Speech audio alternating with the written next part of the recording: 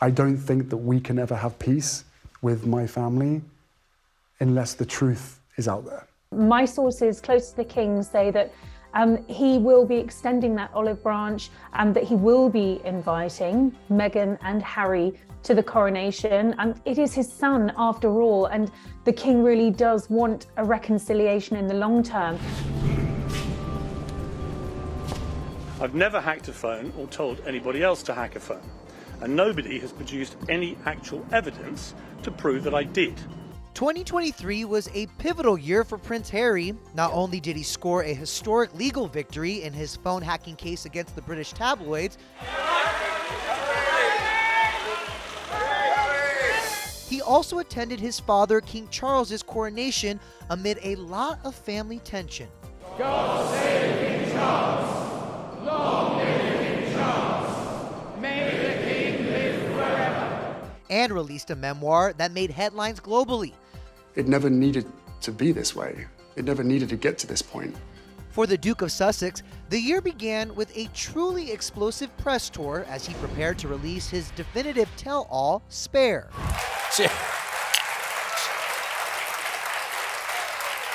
In the memoir, Harry offers his perspective on his fractured relationship with his family, following his decision to leave the royal family with his wife, Meghan Markle, in early 2020. In Spare, Harry addresses the defamatory stories about Meghan published by the British tabloids, alleging that his family played a role in her negative public portrayal. It all went down during a rare press tour for the book, with appearances on 60 Minutes, Britain's ITV, ABC News, and The Late Show with Stephen Colbert. In my mind, they have written countless books. Certainly millions of words have been dedicated to trying to trash my wife and myself, to the point of where I had to leave my country. Having seen my family and the institution's part in constantly feeding the British press with lies, mistruths, disinformation, the way that I can correct those mistruths is by writing something, the truth, in one place without going through the same people that they chose to go through. I am the source of that book. And the difference is that instead of hiding behind unnamed sources. This here are these are my words from my lips, from my mouth. He also criticizes the royal family for allegedly playing a part in feeding the media, even accusing senior members of planting stories. The family motto is never complain, never explain, but it's just a motto, and it doesn't really hold. There's a lot of complaining and a lot of explaining. Endless. Private being done through leaks. Through leaks. The motto itself is a shield to be able to feed narratives, trading of information, personal information on family members, to take one down to build one up, and through unnamed sources, where there are no fingerprints left behind. They will feed or have a conversation with the correspondent, and that correspondent will literally be spoon-fed information and write the story, and then at the bottom of it, they will say that they've reached out to Buckingham Palace for comment. But the whole story is Buckingham Palace commenting. Harry claims that his family's cooperation with the press was a major factor in his and Meghan's decision to give up their royal titles and step back from the life they once knew. But the conflict wasn't just going down publicly. Harry says even more was happening behind the scenes. He grabbed me by the collar, ripping my necklace, and he knocked me to the floor. I landed on the dog's bowl, which cracked under my back.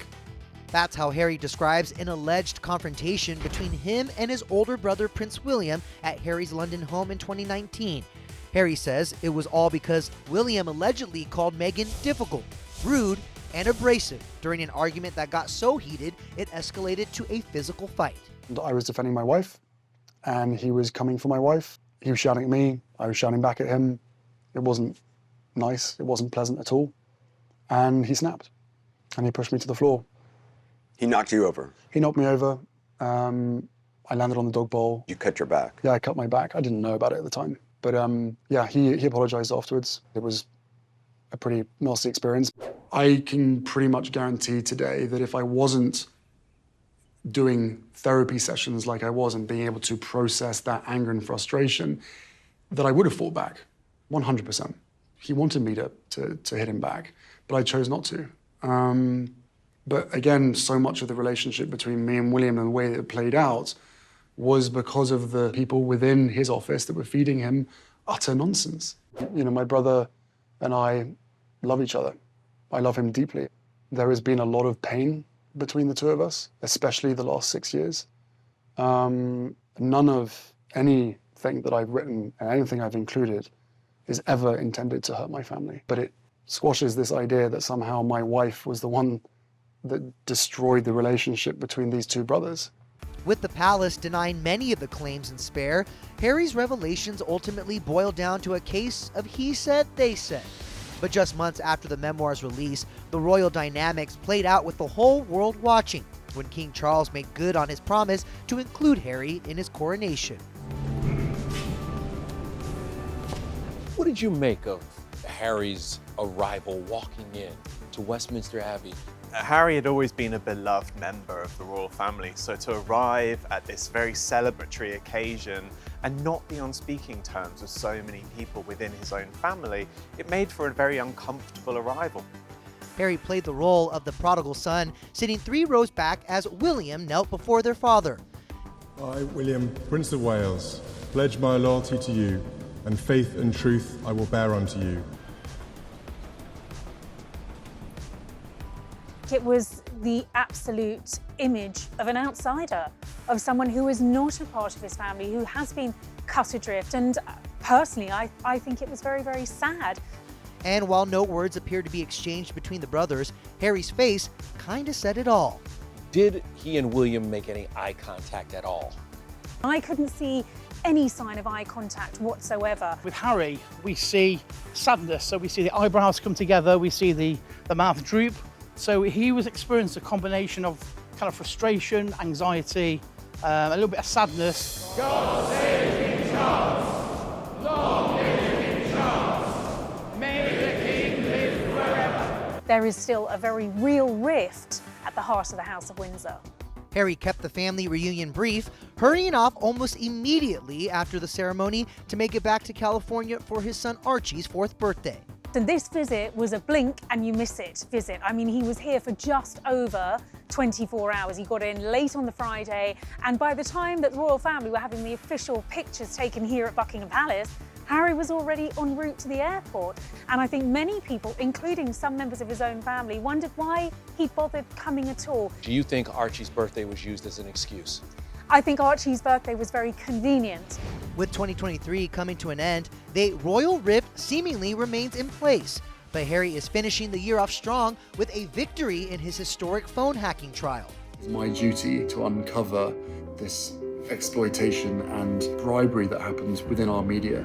On December 15th, a UK court ruled in favor of the Duke of Sussex, confirming that Harry was indeed targeted by Mirror Group newspapers, which includes the Daily Mirror, formerly run by Piers Morgan, who maintains his innocence. I've never hacked a phone or told anybody else to hack a phone. I wasn't called as a witness, nor was I asked to provide any statement. So I wasn't able to respond to the many false allegations that were spewed about me in court by all foes of mine with an axe to grind. Harry was awarded about $180,000 in damages, and in a statement to ET, Harry called the ruling vindicating.